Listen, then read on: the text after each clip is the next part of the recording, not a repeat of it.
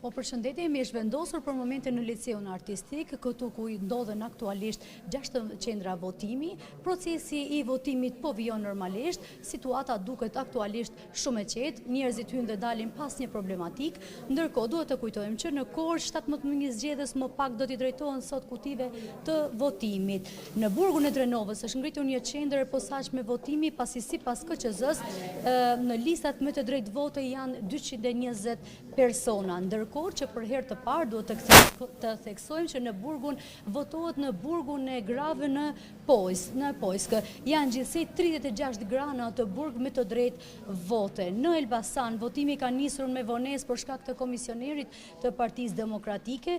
Në Vlorë me disa qendra votimi procesi është vonuar po ashtu për shkak të energjisë elektrike, çka pengoi edhe nisjen e procesit. Ndërkohë është raportuar dhe një problematik me qendrat elektronike, ku nuk dihet se sa do të zgjasi kjo problematik dhe nëse pas 2-3 orësh do vendoset që të votohet në mënyrë manuale, pra të kalohet nga i elektronik në manual.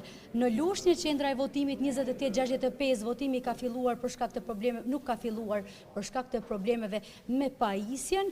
Sekretari i Partisë Demokratike ka refuzuar të ulet në tavolinë duke pretenduar se nuk është respektuar renditja e anëtarëve.